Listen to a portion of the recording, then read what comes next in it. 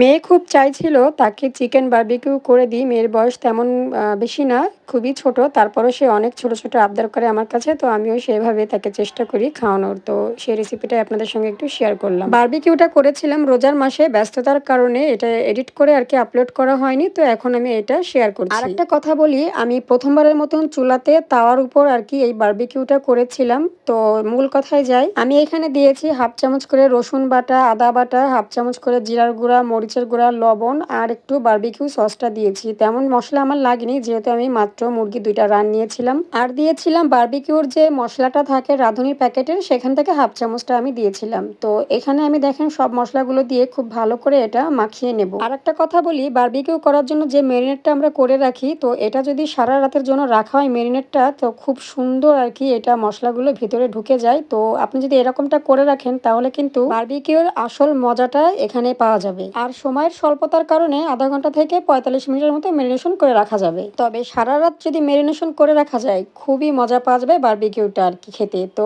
আমি এখানে লাস্টে কিন্তু দিয়েছিলাম সরিষার তেল। আর সরিষার তেলটা দিয়ে হয় কি যে সুন্দর একটা স্মেল আসে। সুন্দর একটা বারবিকিউ থেকে একটা পোড়া, পোড়া গন্ধ আসে আমার কাছে লাগে আরকি। তো যাই হোক, দেখেন আমি কিন্তু সারা রাতের জন্য এটা মেরিনেশন করে রেখেছিলাম। পরদিন আমি এখন এটাকে বারবিকিউ করে ফেলবো। তো বিকালের দিকে রোজার মাসে যে ভাজা পোড়াটা থাকে তার আগেই আমি এটা ভেজে নিয়েছিলাম। তো দেখেন আমি চুলাতে করে একটা তাওয়া দিয়েছিলাম, সেখানে আমি কিন্তু আবার সরিষার তেলটা দিয়েছি। আর তারপরে কিন্তু আমি বারবিকিউর যে ১ম যে চিকেনটা সেটা দিয়ে দিলাম। আর এটা কিন্তু আমি ঢাকা দেব না, আমি একদম ঢাকা না দিয়েই বারবিকিউটা করে ফেলবো। তো আমি কিন্তু এক পাশ হয়ে গেলে আরেক পাশটা উল্টিয়ে নিয়েছিলাম।